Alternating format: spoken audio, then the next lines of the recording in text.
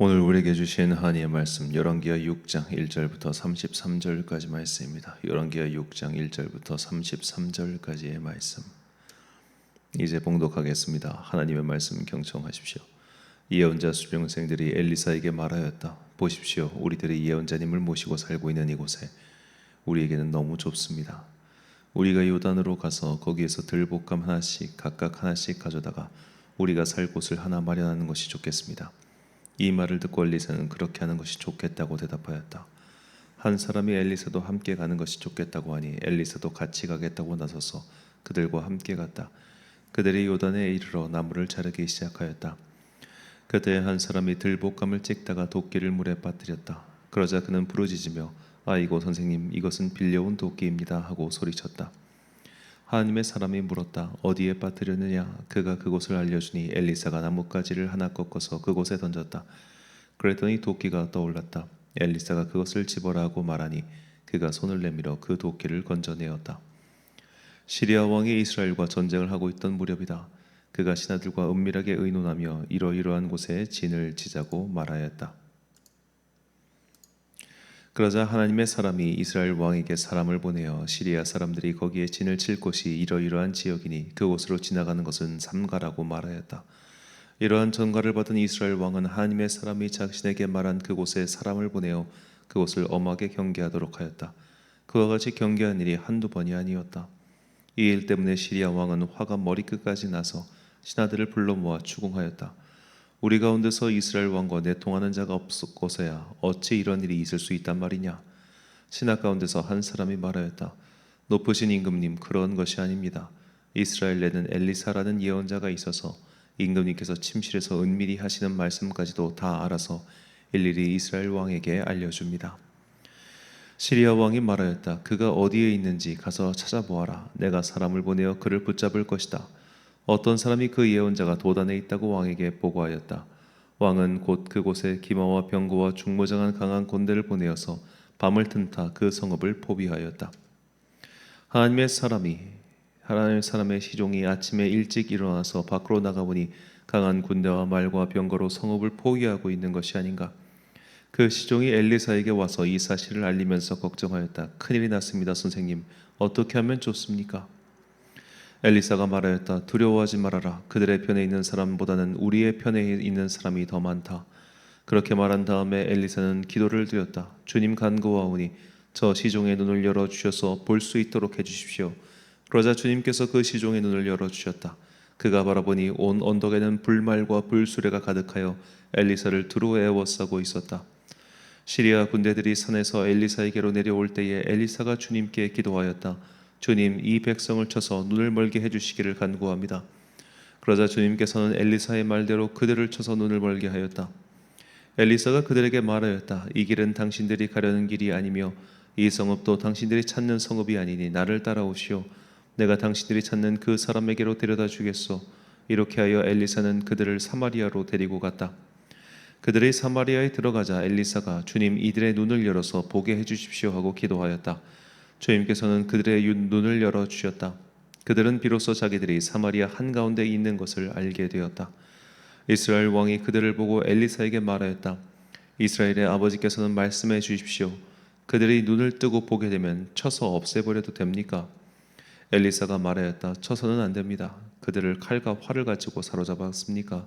어찌 임금님께서는 그들을 쳐주시겠습니까? 차라리 밥과 물을 대접하여서 그들이 먹고 마시게 한 다음에 그들의 상전에게 돌려보내시는 편이 좋겠습니다. 그리하여 왕이 큰 잔치를 베풀어서 그들에게 먹고 마시게 한 다음에 그들을 보내니 그들이 자기들의 상전에게로 돌아갔다. 그로부터 시리아의 무리들이 다시는 이스라엘 땅을 침략하지 못하였다. 그러나 그런 일이 있은 지 얼마 뒤에 시리아 왕 베나다시 또다시 전군을 소집하여 올라와서 사마리아를 포위하였다. 그들이 성을 포위하니 사마리아 성 안에는 먹거리가 떨어졌다. 그래서 나귀머리 하나가 은 80세겔에 거래되고 비둘기 똥 4분의 1 값이 은 5세겔에 거래되는 형편이었다. 어느 날 이스라엘 왕이 성벽 위를 지나가고 있을 때에 한 여자가 왕에게 부르짖었다. 높으신 임금님, 저를 좀 살려주십시오. 왕이 대답하였다. 주님께서 돕지 않으시는데 내가 어찌 부인을 도울 수가 있겠소? 내가 어찌 타작마당에서 곡식을 가져다 줄 수가 있겠소? 포도주 틀에서 술을 가져다 줄 수가 있겠소? 도대체 무슨 일로 그러오? 그 여자가 말하였다. 며칠 전에 이 여자가 저에게 말하기를 내 아들을 내놓아라. 오늘은 내 아들을 잡아서 같이 먹고 내일은 내 아들을 잡아서 같이 먹도록 하자 하였습니다. 그래서 우리는 우선 제 아들을 삶아서 같이 먹었습니다. 다음 날 제가 이 여자에게 내 아들을 내놓아라. 우리가 잡아서 같이 먹도록 하자 하였더니 이 여자가 자기 아들을 숨기고 내놓지 않습니다. 왕은 이 여자의 말을 듣고는 기가 막혀서 자기의 옷을 찢었다. 왕이 성벽 위를 지나갈 때의 백성들은 왕이 겉옷 속에 베옷을 입고 있는 것을 보았다. 왕이 저주받을 각오를 하고 결심하여 말하였다. 사밧의 아들 엘리사의 머리가 오늘 그대로 붙어 있다면 하나님이 나에게 벌 위에 더 벌을 내리신다 하여도 달게 받겠다. 그때 엘리사는 원로들과 함께 자기 집에 앉아 있었다. 왕이 전령을 엘리사에게 보냈다. 그 전령이 이르기 전에 엘리사가 원로들에게 말하였다. 여러분은 살인자의 아들이 나의 머리를 베려고 사람을 보낸 것을 알고 계십니까? 전령이 오거든 문을 단단히 걸어 잠그고 그를 들어오지 못하게 하십시오. 그를 보내놓고 뒤따라오는 그 주인의 발자국 소리가 벌써 들려오고 있지 않습니까? 엘리사가 원로들과 함께 말하고 있는 동안에 왕이 엘리사에게 와서 말하였다. 우리가 받은 이 모든 재앙을 보시오. 이런 재앙이 주님께로부터 왔는데 내가 어찌 주님께서 우리를 도와주시기를 기다리겠소. 아멘. 야, 네가 간다고 했잖아 라는 제목으로 하나님의 말씀 선포하겠습니다. 제가 정말로 뚜렷하게 하나님의 음성을 들었던 사건입니다. 이 대학원 시절 견습 선교사로 인도를 갔을 때 일입니다. 저는 개구리나 두꺼비와 같은 양서류에 대한 굉장히 큰 공포증이 있습니다. 지금도 있는데요. 이게 정말 어떻게 할 수가 없습니다. 이것도 일종의 트라우마라고 해야 될까요? 제 의지로 조절할 수 있는 게 아니더라고요. 그런데 인도에 가니까 이 개구리와 두꺼비가 정말 심심치 않게 나왔습니다. 개구리는 그나마 어떻게 하겠는데 두꺼비가 거짓말한 척 이만했어요. 너무너무 놀랐고 무엇보다 괴로웠습니다. 그러니까 놀란 정도가 아니라 진짜 괴로워가지고 그날 저녁에 하나님께 정말 간절히 기도했습니다. 하나님, 기적을 베푸셔서 제 앞에서 개구리와 두꺼비가 안 보이게 해주세요. 정말 열심히 기도했습니다. 그런데 자고 나서 아침에 방문을 열자마자 제 방문 앞에 한 요만한 개구리 한 마리가 딱하니 앉아 있더라고요. 너무너무 화가 나고 또 실망스러워서 그날 저녁에 또다시 하나님께 화를 냈습니다. 하나님, 제가 제 한 몸 잘 먹고 잘 살자고 온 게 아니잖아요. 이 29살 20대 마지막을 주님께 어떻게 하면 더 헌신해서 보낼 수 있을까, 그렇게 결정해서 온 거잖아요. 근데 왜 저를 도와주시지 않나요? 그렇게 한참을 기도하고 있는데 정말 제 뒤통수를 때리는 듯한 하나님의 음성이 들렸습니다. 야, 네가 간다고 했잖아. 하나님께서 제 수준에 맞춰서 이야기해 주신 거겠죠. 그렇게 믿고 있습니다. 내가 결정했고 내가 가겠다고 했지 언제 하나님께서 가라고 하셨습니까? 돌이켜보니까 그렇더군요. 그냥 제가 제 멋대로 결정하고 제 멋대로 결단하고 제 멋대로 헌신하겠다고 그렇게 서원하고 그렇게 떠난 곳이었으니 그것에 대해서 어떻게 하나님을 원망할 수 있겠습니까? 이게 저한테 지금까지도 참 중요한 삶의 지표가 되는 음성이에요. 우리가 결정하는 대부분, 특히 우리가 하나님을 위해서 한다고 하는 대부분은 그 내면의 동기를 잘 살펴보면 다 지가 하겠다고 한 거예요. 다 자기가 하겠다고 해놓고서 나중에 하나님을 원망하는 그 모습, 이게 우리의 습성 아닌가요? 우리는 자기가 다 결정해 놓고서 일의 결과가 틀어지면 엉뚱하게 하나님을 원망합니다. 자기가 잘못하고 자기가 실수해서 일의 결과가 일이 된 것임에도 불구하고 그에 대한 반성은 없이 그냥 하나님을 원망하지요. 오늘 본문의 이스라엘 왕도 일의 연원을 따져보지도 않고 하나님을 원망합니다. 본문 33절 말씀입니다. 무리와 말을 할 때에 그 사자가 그에게 이르니라. 왕이 이르되 이 재앙이 여호와께로부터 나왔으니 어찌 더 여호와를 기다리리요. 자, 오늘 본문의 배경은 아람 왕 벤하다닷이 다시 이스라엘을 쳐들어와서 사마리아를 포위했고 그로 인해 각종 물가는 폭등하고 사람들이 궁벽해져서 결국 서로 자식을 삶아 먹는 극단적인 상황까지 처해진 것을 전해주고 있습니다. 그런데 아람의 왕 베나닷이 이렇게 도끼 품고 달려들게 만든 원인이 누구에게 있습니까?